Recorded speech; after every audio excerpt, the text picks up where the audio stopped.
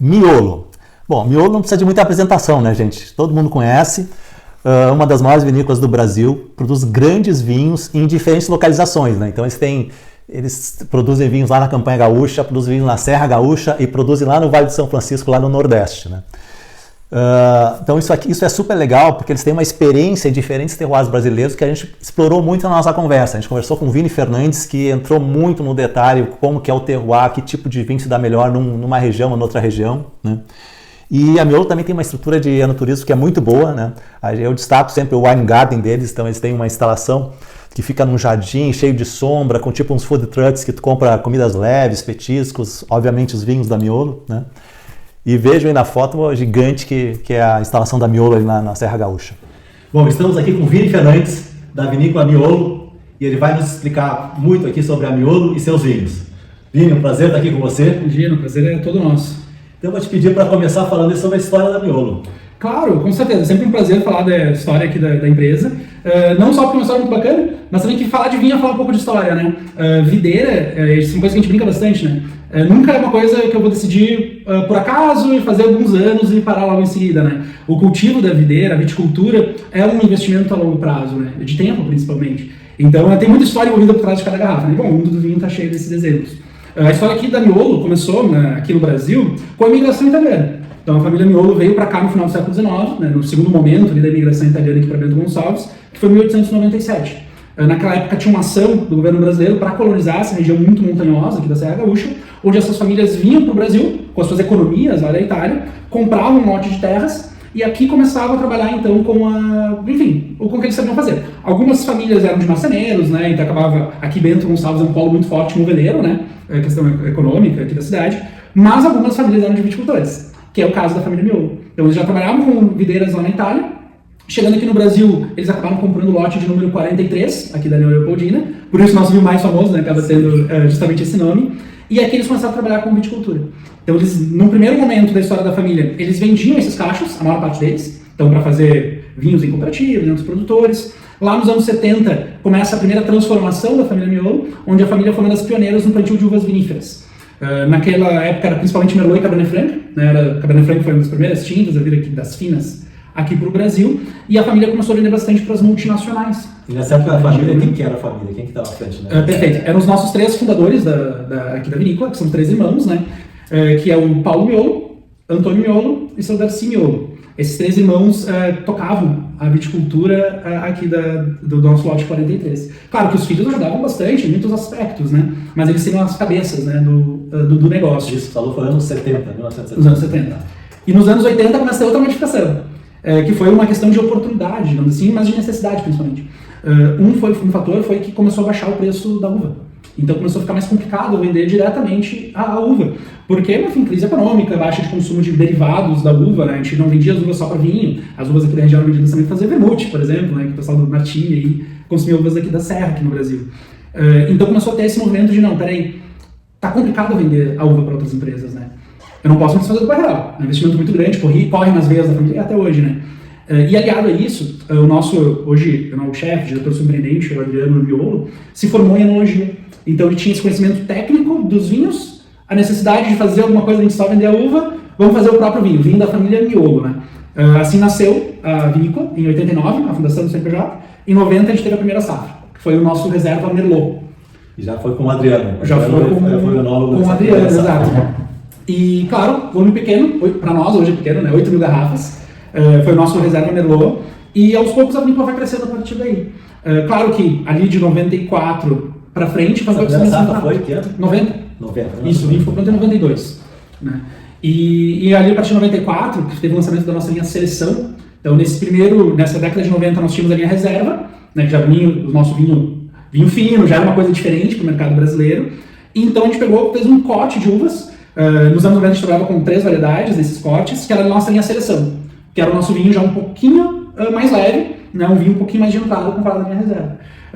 Foi feito ações comerciais muito impactantes, uma coisa que eu tenho que puxar um pouco do saco do chefe, né? Os chefes tiveram uma visão comercial estupenda, foram visionários mesmo, né? Isso é bastante ao Adriano, de fazer parcerias inclusive com companhias aéreas para o vinho Miolo ser servido nos voos aqui dentro do Brasil. Então, voo brasileiro? Vinho brasileiro. mas toda aquela questão mas tem que ser algo de alta de impacto. Não tem problema, a gente tem vinho fino aqui na Serra Gaúcha, né? E assim começou, isso levou o nome da Miolo para o Brasil afora, e a Miolo começou a crescer muito a partir daí, né? Naquela época se comprava uvas ainda de outros produtores, mas sempre foi desejo da família Miolo ter o domínio total do vinhedo, né? Ter uma família de viticultores, né? Então, em 2000, foi feita a compra foi iniciado o nosso primeiro projeto fora aqui da Serra Gaúcha, que foi a vinícola Seival, lá em Candiota, né? Na Campanha Gaúcha, na Campanha Meridional, onde hoje a gente faz o Gamé, por exemplo, faz o Três Marias. E em 2001 foi iniciado o projeto Terra Nova. Né? A gente comprou uma propriedade lá no Nordeste, lá no Vale do São Francisco, né? Entre Bahia e Pernambuco, ali na cidade de Casa Nova, que acabou virando a nossa vinícola, então, um dos nossos vinhos tropicais. Quer dizer, no período, a primeira safra foi em 1990, e em 2000 já uma expansão muito grande, de 10 anos. Exatamente. E a vinícola não parou daí, né? Porque logo em seguida, em 2009, teve a oportunidade de compra da vinícola Almaden, no Brasil, que a Miolo, junto com alguns outros investidores, comprou então essa propriedade com vinhedo, maquinário, marca, né? Almaden no Brasil acabou se tornando marca do Grupo Miolo. Então, aí nós paramos momentaneamente, né, da expansão, mas já tínhamos 950 hectares de vinhedos, mais ou menos, né? É bastante coisa, né? A gente faz hoje mais de 120 rótulos, né? Para diferentes estilos, então temos desde vinhos de entrada, super leves, fáceis de tomar, até vinhos, alguns dos mais caros do Brasil, né, mais conceituados. Então, a produção total do Miolo? Mais ou menos umas 10 milhões de garrafas por ano, né? Comparado àquelas 8 mil, né, em 90, foi um crescimento bem rápido, né, e bem grande. Em uma geração, né? Em uma geração. O Adriano já estava à frente do primeiro vinho. Sim, os fundadores, né, o Antônio, o Darcy e o Paulo, eles estavam no negócio, né, desde o início, principalmente na viticultura. Você imagina, o Adriano já participou do primeiro vinho. Sim, já estava. Hoje ele está à frente do negócio. Então, assim, em uma geração teve esse crescimento todo, né? Sim. Uma mudança de geração que chega. Claro. Hoje a geração que começou, né, que enfim, viajava Brasil afora, cuidava do vinhedo aqui, hoje trabalha como conselho diretor aqui no grupo, né? E o Adriano como diretor. Hoje a gente tem uma equipe de enólogos, né? Super conceituados também. Porque, enfim, são 4 terroirs muito diferentes e longe uns dos outros também, né? Por mais que na época da safra o Adriano passe uma semana em cada um dos lugares, né? Hoje temos uma equipe de enólogos-chefe também em cada um dos projetos.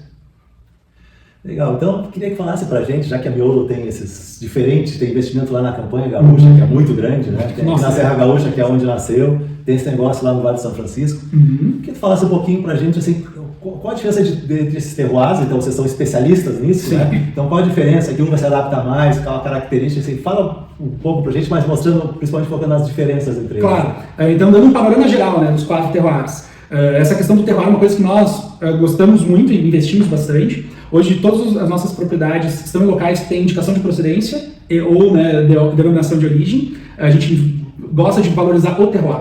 Então, quando a gente faz um vinho lá no Vale do São Francisco, a gente quer que tenha a cara do Vale do São Francisco, né? Então, é uma coisa que nós prezamos muito, né? Diferenças, né? Bom, tem a climática, que é bem grande, já está aqui no Rio Grande do Sul. Aqui na Serra Gaúcha, como a gente está vendo num dia como hoje, né? A maior parte dos verões, em média, são mais chuvosos. Então, a gente tem um clima mais frio, comparado aos nossos outros terroirs. Por isso um foco tão grande em espumantes, aqui na Serra, e solos muito férteis, que acaba sendo uma questão, parece muito boa para a agricultura, né, de forma geral, mas para a videira apresenta algumas dificuldades. A videira acaba investindo um pouco menos nas uvas e investindo um pouco mais em crescimento. E o meu foco é a uva, né? Então a gente tem que acabar selecionando variedades, né, manejo, que possam nos auxiliar a equilibrar esse processo aqui. Quando eu comparo aqui no sul com a Campanha Gaúcha, eu já tenho solos um pouco menos férteis, um teor de argila menor, mas a diferença climática é muito grande. Climas bem mais secos e mais quentes, né? Então, lá na Campanha Gaúcha, quando eu comparo um dia de verão aqui, que vai estar fazendo 35 graus, um dia muito quente, lá vai estar 38. Né? E aqui a média vai ser bem mais baixa, porque de noite faz bem frio, né? Vai fazer 22 graus, às vezes, aqui de noite. Então, tem essa diferença de temperatura de chuva. A chuva, principalmente, vai dar essa diferença bem distinta, assim, entre os tipos de vinho que eu faço aqui na Serra, né? Como geralmente acidez maior, ou esse foco também de espumantes, e lá na Campanha Gaúcha, essa insolação, esse calor, que faz tintos encorpadíssimos, né? Muito interessantes, mas faz alguns outros tintos mais leves também muito legais. E quando eu comparo, então, lá com o Nordeste, é quase outro mundo, né? Temperaturas muito altas o ano todo, clima semiárido, então basicamente não chove. Claro que com a irrigação do Rio São Francisco, isso permite que eu faça o cultivo das videiras, né? Lá nós fazemos irrigação por gotejamento. Então nós temos canos, né, pelo vinhedo, que vai dando a água necessária para a planta, para que essa água não evapore e as raízes da videira consigam absorver ela. E nós também fazemos uma fertirrigação. Então toda a fertilização que nós precisamos fazer do solo é feita através dessa irrigação. Otimiza e também acaba danificando um pouco menos o solo, né? Noites quentes, dias quentes, algumas épocas dos anos 2 são muito, muito quentes. Eu não consigo fazer uma viticultura como eu faria aqui na Serra Gaúcha. Pela ausência do frio, a videira lá no Nordeste, ela não entra no processo de dormência. Então ela não dá aquele restart no ciclo para fazer aquela produção de qualidade que a gente busca, né? Naturalmente. Então nós, seres humanos, muito cheios de artimanhas, né, e conhecimento hoje da videira, através da irrigação eu consigo fazer esse processo de acumular reserva para brotar novamente. Então quando a gente está ali perto da colheita, né, já está com o tacho formado, eu corto a irrigação, eu diminuo só o suficiente para a planta não morrer. Com essa água, um nível hídrico muito baixo, a videira percebe, opa, tem algo errado, e ela começa a entrar no processo de dormência também. Então, antes dela adormecer completamente, mas ela perde as folhas, né, parece que é aqui o inverno da Serra Gaúcha. Eu faço uma poda, eu retorno com a irrigação, aplico um fito-hormônio, isso faz a videira brotar de novo. Então, a cada mais ou menos 5 meses, eu consigo fazer uma safra com cada vinhedo lá da Terra Nova. Lá é uma safra constante, toda semana a gente pode estar recebendo uva, né? Então, quando eu comparo o perfil de cada uma dessas regiões, eu vou acabar criando uma viticultura para aproveitar essa característica. No caso do Nordeste, como a cada 5 meses eu tenho uma safra com cada vinhedo, eu consigo, em vinhos que são mais interessantes serem bebidos jovens, como o caso dos moscatéis, eu consigo fazer sempre um moscatel fresco, aromático, muito jovem, para lançar ele para o mercado, que é o que a gente faz. Então, o nosso principal foco hoje lá em uvas brancas é a moscato. Né? Então hoje temos Terra Nova Moscatel, que é um sucesso de venda, a gente faz mais ou menos ali 1,5 milhão de garrafas por ano, né? Bastante coisa. 1 milhão de garrafas, 1,5 milhão mais ou menos, da uva moscato. Que a uva moscato ela acaba expressando muita quantidade de cachos. Então, num lugar com sol abundante, ela consegue expressar essa característica. Mas vocês têm também, tipo, o principal Syrah de vocês vem de lá, certo? Exatamente. A branca tendo mais fácil, mas como é que faz para uma uva tinta de qualidade sair de lá? Porque como é que preserva a acidez e tem maturação fenólica, ela desenvolve os taninos, a cor, tudo? Uma ótima pergunta, que é mais difícil mesmo. A Syrah foi escolhida lá justamente por algumas características dela que são essenciais. Uma é a casca mais grossa, então ela acaba perdendo menos água para o ambiente, né? Ela acaba sendo mais resistente a esse ambiente semiárido. Além disso, ela consegue expressar também em cachos, assim como a moscato, então isso nos permite que todo aquele alimento, aquele sol super abundante para a videira, ela consiga expressar também nas uvas, né? Mas tem uma dificuldade, que é essa questão da maturação fenólica que você falou, né? Eu preciso deixar elas mais tempo no vinhedo, justamente para completar toda essa maturação fenólica. Só que a acidez vai lá embaixo, principalmente com momentos quentes, né? Então o que eu faço? No verão, eu não tenho o que fazer. Nos meses de verão é muito quente de noite também. Vai fazer 28, 30 e poucos graus. Então eu preciso colher essa uva mais cedo. Eu não consigo fazer um vinho como esse nosso single vineyard Syrah lá. Então dependendo da safra dele todo ano, vai para um vinho ou vai para outro. No verão nós usamos essas uvas Syrah para fazer espumante rosé. Então nosso espumante é uma Madeleine Brut Rosé feito com Syrah. Usamos até para fazer suco de uva, né, a uva Syrah. E daí no inverno, aquela safra entre agosto e setembro, já muda um pouco de figura. Lá de noite eu vou ter temperaturas um pouco mais baixas. Então eu consigo dar o tempo para a planta fazer essa maturação fenólica sem perder muita acidez. São vinhos menos ácidos. Tem uma época do ano que vocês conseguem ter uma acidez satisfatória com maturação fenólica. Exatamente. E o segredo é isso, é usar esse vinhedo para uma coisa numa época do ano, para outra coisa na outra, né?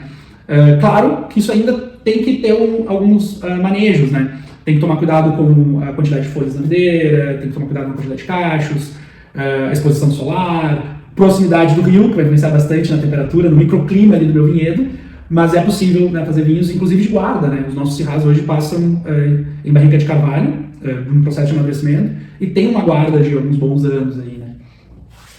Muito interessante. E, bom, esses são os três terroirs, falou, esse a gente desenvolveu um pouquinho mais no Nordeste, lá, né, no Vale de São Francisco, mas me fala que entre a Serra Gaúcha e a Campanha Gaúcha são mais parecidos, qual uva vai mais para um lado, mais para outro e por quê? Perfeito. Aqui na Serra, de forma geral, a gente tem um foco bem grande nos espumantes por causa desse clima chuvoso, né? Então, um clima mais chuvoso na maior parte dos anos impede que algumas variedades eu consiga fazer aquela maturação fenólica, aquela sobrematuração, às vezes, dependendo do vinho, no caso do lote 43, todos os anos, porque chove muito. Então, a uva começa a ser atacada por fungos, eu não consigo controlar, eu preciso colher ela, às vezes, num nível diferente de maturação. Então, quando eu comparo Campanha Gaúcha e aqui na Serra, eu tenho uma tendência por pegar algumas variedades aqui que sejam mais resistentes na questão da podridão, né, de fungos, mas também há variedades que às vezes vão amadurecer um pouco mais cedo, ou que vão dar, né, vão conseguir nessas temperaturas mais baixas expressar toda as suas características. Lá na Campanha Gaúcha, por ser mais quente, mais seco, eu consigo apostar bastante em variedades de uva que precisam de muito sol e às vezes precisam de muito tempo no vinhedo também, né? Tipo que é Cabernet Sauvignon, Taná. Toriga Nacional. Até para ele é um pouco mais cedo, né? Mas lá na campanha ela se expressa muito bem por causa do clima mais seco e um pouco mais quente. Mas a Cabernet Sauvignon, Itaná e Toriga Nacional, para nós, é o melhor resultado que nós temos lá na campanha gaúcha entre tintas, assim. Um dos melhores, né? Uma curiosidade, o Riesling, esse aqui, né? Isso, Riesling, Renan. Esse Riesling de vocês, que inclusive a gente já recomendou no canal, a gente gosta muito dele, tem uma acidez muito boa. Né? A preferência de fazer na campanha ou fazer aqui, tem alguma, ou simplesmente... Tem uma questão histórica muito forte nesse Riesling. O Riesling, ele é um vinhedo muito velho, para o padrão brasileiro, né? Então ele é plantado em... Você já tinha um vinhedo. A gente tem um vinhedo lá de 79, né? Que é o caso desse Riesling. Que lá na Almaden, a Almaden, como ela começou, é interessante contextualizar essa parte histórica, né? Claro, tem diferença de terroir e clima, né? Lá tem um solo bem mais arenoso, por exemplo, muita areia, clima mais quente, mais seco. Mas tem uma questão histórica muito forte. Quando a Almaden começou, foi um investimento norte-americano em novas regiões vitivinícolas ao redor do mundo. Então a vinícola Almaden da Califórnia, junto com a Universidade de Davis, acabaram vindo para o Brasil, para a campanha gaúcha, para começar então esse investimento, ver o que dava certo. Então lá tem muitas variedades e muito diferentes, poucos vais, digamos aqui, para a região. Porque a ideia era testar mesmo, era ver o que se adaptava, o que não se adaptava. Inclusive o Riesling, né, renano, que geralmente aqui na Serra Gaúcha, aqui no Brasil, quando a gente fala em Riesling, é um Riesling itálico, né? Bem mais neutro, bem menos expressivo, algumas características. Outra coisa, né? E lá nós temos esse Riesling renano. Então os motivos de trabalhar com ele na campanha é para manter essa história desse vinhedo. Já tinha um vinhedo lá que já tinha dado certo. Exato. É uma produção pequena, com esse Riesling a gente faz esse vinho somente, né? É uma característica da variedade, tem muita acidez. A gente trabalha com ele no formato de vinho seco, né? Diferente de alguns da região da Alsácia e da Alemanha. Mas com algumas características bem típicas, né? Aquele toque de petróleo, com o envelhecimento ele vai nos lembrar, né? Pedra de isqueiro, diesel, né? Tem aquele toque do Riesling, típico Riesling, né? É um dos meus vinhos favoritos que dá vinho justamente por isso. Né? Já bebeu um evoluído dele? Já bebi até o 2018. A gente lançou o primeiro em 2017, né? Então, ele tudo bem. A gente não faz ainda não existe ele muito. Ainda não. Porque o mais novo dele é esse. Sim, mas o 2018 evoluiu já muito bem. Uma coisa que a gente fazia no início, a gente começou a mudar um pouco o perfil, inclusive, a gente vendia ele na safra para safra. Então, a gente estaria vendendo hoje a safra 23, né? Daí a gente mudou um pouco. Perdão, 22 que a gente ainda não garrafa 23. Mas, agora é um pouquinho diferente. Eu deixo ele envelhecer um pouco mais. A gente vende ele um ano para trás. Então, ano passado, quando a gente lançou a linha Single Vineyard, no caso do Syrah, né? A gente já trabalhava com a safra 21, o Alvarinho, que era um vinho mais jovem, na safra 22, o Riesling também na safra 21. A gente percebe que ele é um vinho que ganha branco, que ganha muito revolução. Né? Doma um pouco aquela acidez, evolui aroma, né? Então é uma expressão muito, muito bacana. Então, aqui o nosso Riesling, né? É um vinho que eu acho muito legal, justamente por ter essa expressão aromática típica de Riesling renano, né? Alsaciano. Ele lembra lima, limonciana, essa nota cítrica bem mais fresca, mas a gente percebe aquele mineral super, né, presente. Sim, tá aqui. Pedra de isqueiro, cascalho molhado, né? Até um pouco já daquele toque de petróleo, né? Muito, muito bacana. Uma acidez lá em cima, né? É um vinho que, por mais... A gente trabalha só com inox, não tem barrica de carvalho, nada nele. Bem estilo os vinhos de lá. Mas super gastronômico, né? Essa acidez, além de refrescar, nos dá aquela vontade, né?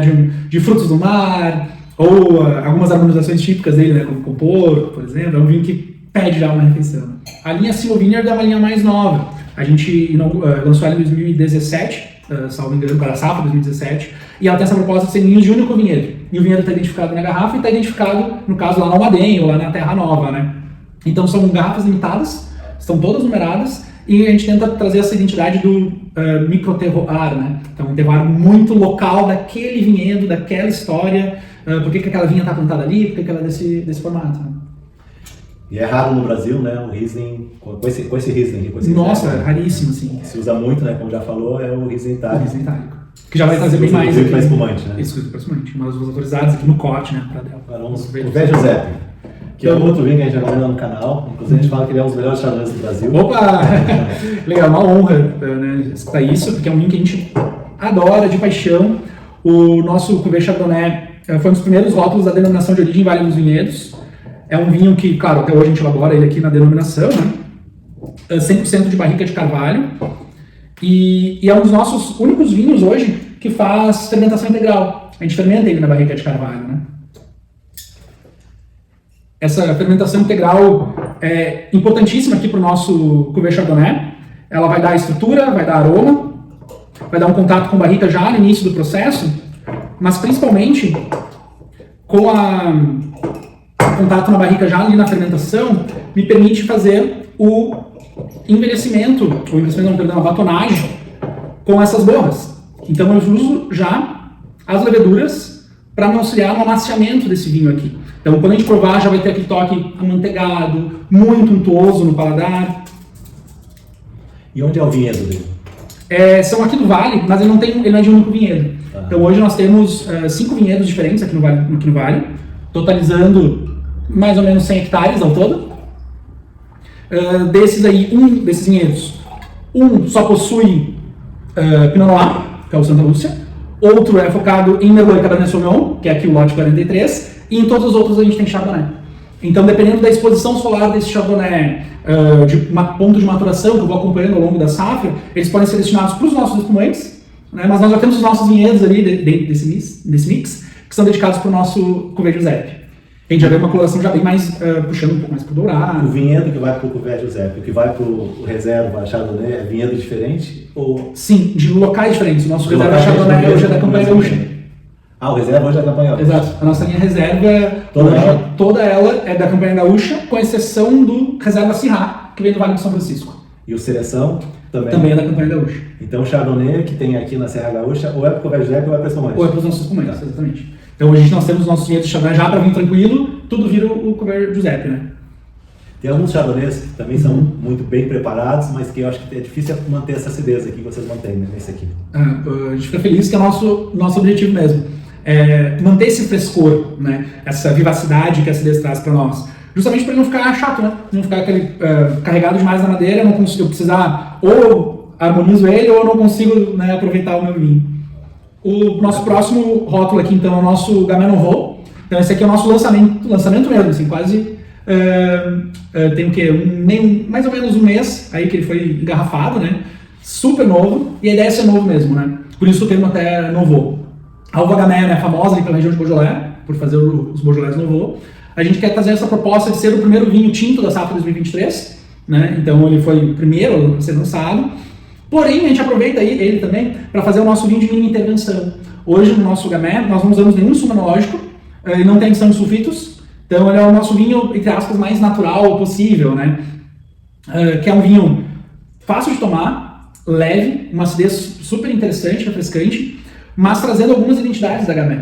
Hoje nós trabalhamos nele com maceração carbônica, por exemplo, para ter mais essa extração de fruta, de toque lático, né? Tirando, não tendo muito tanino. Então, leveduras totalmente selvagens, né? Então, a gente não faz seleção de leveduras. Exemplos lendários 2020 foram fermentações espontâneas também. Todos eles? Todos eles. A gente não diz vinho de mínima intervenção, porque, claro, ele ainda tem SO2, por exemplo, e tudo mais. Mas foi a fermentação espontânea, a gente não faz adição de leveduras, né? Então é uma coisa que a gente está tentando trazer cada vez mais, quando possível, né? Isso é bacana até para diferenciar o vinho, assim, isso faz parte do terroir, né? Então, se comparar com outro vinho, se tu usa levedura selvagem, está botando uma diferença no vinho, tu agrega, então, complexidade e diferença para ele. Então, esse é o nosso Gamay, essa cor púrpura, né? Super vibrante. É um vinho, quando a gente compara, pensando no Beaujolais Nouveau, tem um pouco mais de cor, em parte pelo clone de Gamay que a gente não utiliza o clone de Beaujolais Nouveau, da parte mais sul do Beaujolais, né, que dá aquela cor bem clarinha. A gente usa o clone dos cru de Beaujolais. Claramente uma maceração carbônica, lembra iogurte, tem estoque lático, né? Esse aroma de framboesa, muito, muito intenso, bem frutado. Muito frutado. E em boca, eu sinto às vezes quase um paradoxo, né? Ele tem essa acidez refrescante, dá vontade já de tomar um segundo gole, taninos praticamente sem a sensação tânica, né? Tem ali, mas muito, muito, muito discreto. Mas ele esquenta, ele abraça também, né? A gente sente um pouco de estrutura em boca. É um vinho que eu sinto o teor alcoólico dele, mas de forma equilibrada. Isso é sempre assim ou esse ano está mais alto? Esse ano. Ano passado, por exemplo, ele tinha 12,5. Tá. Então esse ano foi um ano muito diferente lá na Campanha Gaúcha, né? Então, nosso vinho natural, entre aspas, nosso vinho de mínima intervenção, é o termo mais correto para esse vinho, né? O nosso vinho de mínima intervenção, dependendo do ano, vai mudar a levedura, vai mudar o... Então 2023 o Seis Marias vai estar com álcool... Eu já não vou falar pelo pai da criança, né, o Miguel, que voltou hoje, né? Hoje nessa semana aí da Campanha Gaúcha, eu não sei como é que está, né? Mas foi um ano bem quente, bem seco, né? Essa aqui vai tomar decisões diferentes, né? Sim, ao longo da significa não vou falar também para não dá para generalizar que todos vão estar bem alcoólicos, né? Sim, mas Sas Marias 23 chegou faz, acredito que a gente está gravando agora 19 de abril, né? Chegou aí no início de abril aqui, né? Vinifica aqui? Não, ele é vinificado lá. Tá lá. Só que o que acontece? Ele vem para cá para a gente fazer o corte final dele aqui e ele faz um amadurecimento em barrica de carvalho aqui na matriz. Assim a gente pode ir acompanhando ele mais de perto, né? Então, o que vamos beber agora? Agora nós vamos beber o nosso Single Vineyard Syrah. É um vinho tropical, então um vinho feito lá no Vale do Rio São Francisco. Único vinhedo. Então o nosso... Ele está identificado nas garrafas. Isso é uma coisa interessante nesse Single Vineyard, né? Então, ao ler aqui, né? É o nosso vinhedo do Mandacaru. Né, os nossos vinhedos têm alguns nomes, né? Quadra 14, parcela A. São exatos 3 hectares, então, de uva Syrah, que todos os anos então elaboram esse nosso Single Vineyard. No caso aqui da safra 21... Single Vineyard nessa safra... Qual? Todos os anos a gente vai elaborar ele. Tá, mas são 2 safras e meia por ano, sei lá. Uma delas é para esse. Uma delas é para esse. Para outra eu vou ter que utilizar a uva para outros produtos, né? E tem uma que é o mesmo vinhedo que vai para o Testarde? Esse vinhedo de Syrah, esse aqui, esses exatos 3 hectares é só para o Single Vineyard. Mas nós temos os vinhedos que dão origem ao nosso Testarde, né? Esses aqui, no caso da linha Single, tem esse vinhedo que gera essas garrafas. Né? A gente quer trazer essa questão do microterroir, né? Então é daquele vinhedo todos os anos. Certo. Se eu fizer uma vertical desses vinhos, eu consigo... São exatamente as mesmas videiras, né? Que deram origem a eles nesse caso, né? Nesse ano, 21, 17.568 garrafas, né? Para nós é um volume pequeno, para nós é um tanque, né? 12 meses de carvalho francês, com um pouco de carvalho americano no corte também. É um vinho que a gente reconhece como um Syrah, traz aquela pimenta preta, né? Traz aquela fruta mais madura, mas ele tem aquele toque de rusticidade dos vinhos tropicais, né? Então eu já percebo um terroso aqui no aroma, e em boca a gente percebe bastante essa questão do tropical. Porque é um vinho com um tanino bem presente, a gente sente ele, não tem aquele, não é super encorpado, né? E tem uma acidez, para deixar ele vivo. Não é uma acidez super alta. Justamente pelas características, né? Justamente lá no Vale do São Francisco. É para conseguir ter esse tanino todo aí. Exatamente. Exatamente. Eu imagino assim, é uma coisa ainda relativamente nova lá. Imagino pelo menos no início, vocês deviam estar lá testando e descobrindo, né? Ainda está, assim, você acha que agora já não muda pouco, porque a gente já achou lá tudo e tal, ou eles ainda estão descobrindo coisas e mudando lá? Sim. Como se trabalhava irrigação naquela região e como se trabalha hoje, por exemplo, são 2 formas completamente diferentes. Se fazia muita irrigação lá por aspersão, então eu jogava água no vinhedo, né? Justamente para o sol, tentar não ressecar muito, mas evaporava muita água, perdia muita coisa. Agora para o gotejamento, fertilização, mais eficiente. Até a questão do manejo da área foliar, né? Aqui, se você é na época da vindima, os cachos estão sempre à mostra, né? Tiro todas as folhas para pegar sol, para pegar vento, não pegar umidade, não acumular umidade. Lá no Nordeste é um pouco de figura. Se deixar meu cacho muito exposto, o sol queima tudo. Então lá é muito mais folha, tem muito mais área foliar, mas claro, tem muito mais sol também para alimentar a planta. Aqui na Serra eu falei bastante de espumantes, né? Mas quando eu tenho anos, como esse ano agora 2023, como ano passado, como 2020, que eu tenho climas um pouco mais secos, eu consigo, ainda a temperatura ainda é mais baixa comparado aos outros terroirs, eu consigo fazer vinhos de guarda prolongadíssima, com uma qualidade incrível. É justamente o caso aqui do nosso lote 43. Né? É um vinho que tranquilamente vai chegar nos seus 30 anos de idade, né? 20 e poucos anos, com toda certeza. É um vinho que a gente faz focado nisso, e é um vinho que nós focamos bastante na sobrematuração. É um vinho de sobrematuração. Então não basta só chegar naquele ponto ideal, digamos assim, da colheita da uva, a gente deixa além. Então alguns cachos já começam, algumas bagas começam a apresentar desidratação, por exemplo, né? Não pacificação, né? Mas uma leve desidratação. Concentração, né, de açúcares, de outras moléculas também. Uma maturação incrível, perfeitinha. Porém, a Cabernet Sauvignon tem uma maturação muito tardia. Então essas uvas, esse ano, por exemplo...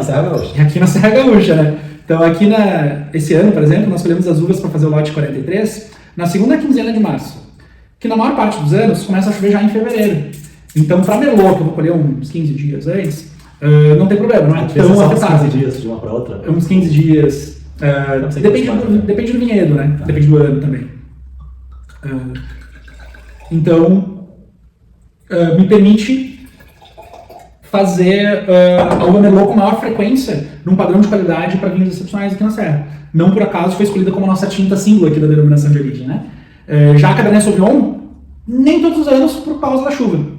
Anos mais secos, eu consigo fazer essa maturação perfeita. Todas aquelas moléculas da famosa metoxipirazina, né, que dariam aqueles toques herbáceos negativos, como pimentão, super amadurecem. Eu consigo fazer um vinho super estruturado, um tanino maduro, macio, justamente por causa dessa sobrematuração. E anos que a Merlot ficou legal e a Cabernet Sauvignon ficou... Não tem o lote 43 ou muda a proporção? Não tem o lote 43. Não tem. Então o lote 43... Então a Cabernet Sauvignon deve dizer o ano que tem e o ano que não tem. Geralmente. Alguns anos a Merlot nos apresenta resultados muito legais e eu consigo fazer o nosso outro ícone, que é 100% Merlot, que é o nosso Merlot Terroir. Então, por exemplo, em 2015 nós elaboramos o Merlot Terroir, mas não teve o lote 43. Mas nos anos mais recentes, 18, 20, consegui fazer os dois. Né? E onde estão esses vinhedos? Logo aqui atrás de nós.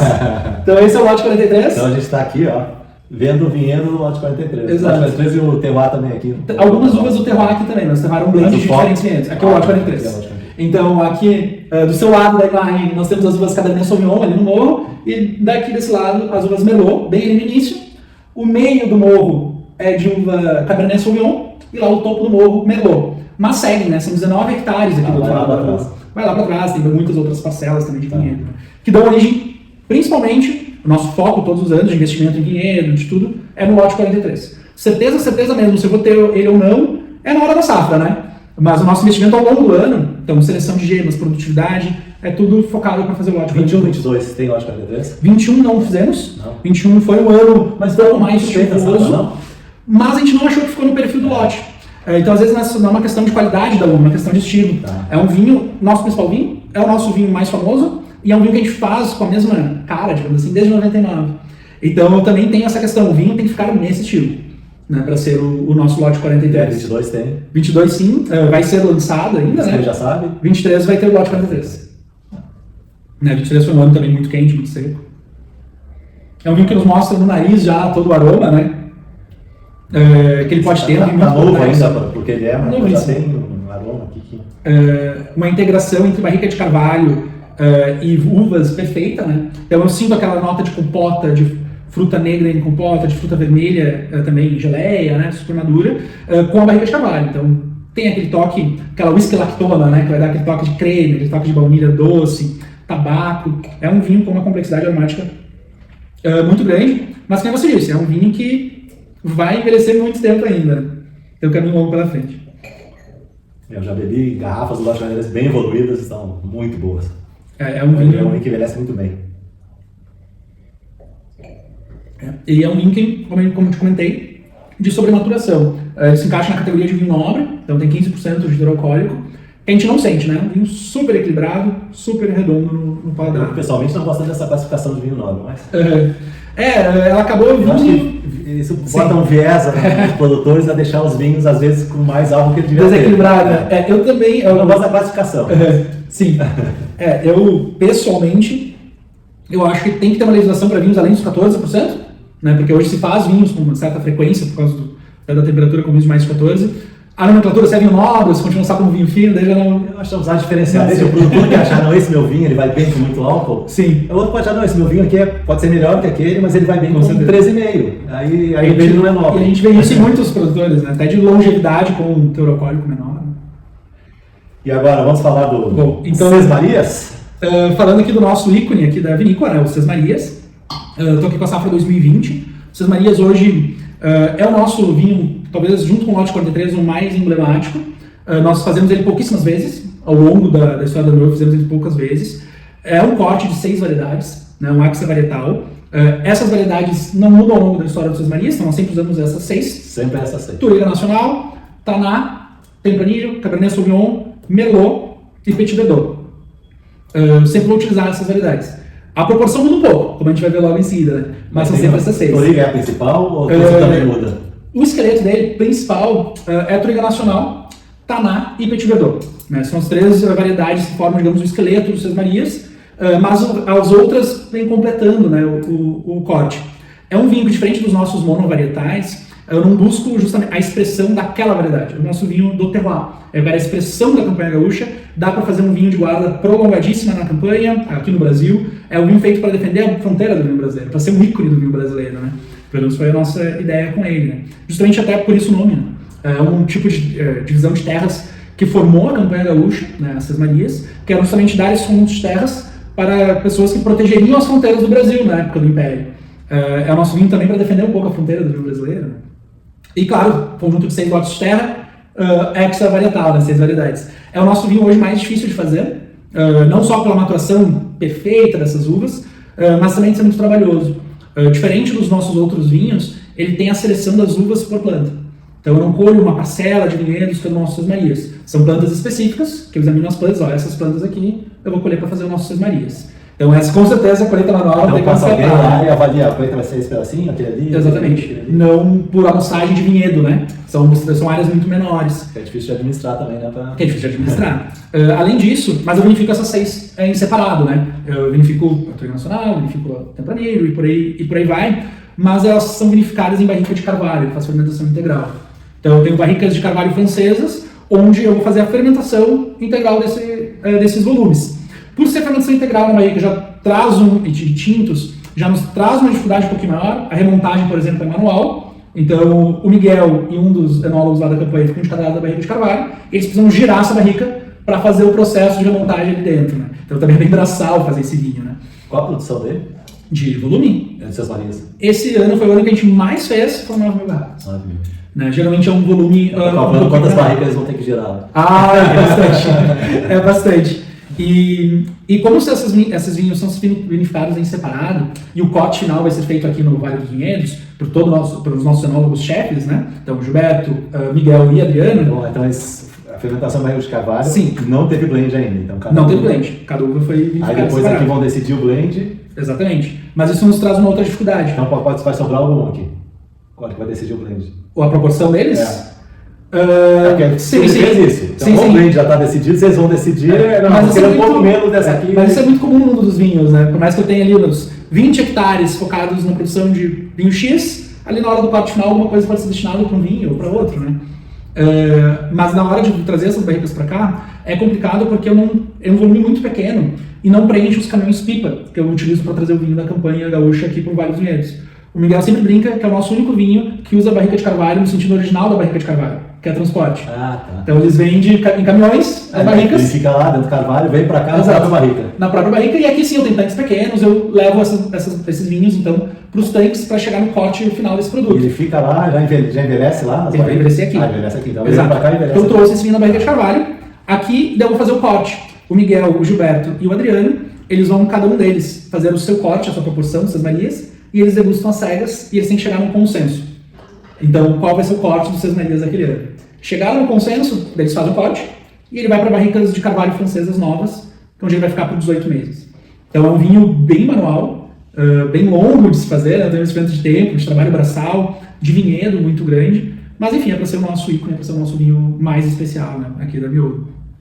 A gente fez a safra 20, antes da 20 teve a 18, a 11 e a 8. Então são vinhos é um vinho que a gente não faz com uma grande frequência. 8, 11... 18, 20, e agora fizemos o 22 e o 23, que ainda vão demorar um pouquinho para serem lançados. Né?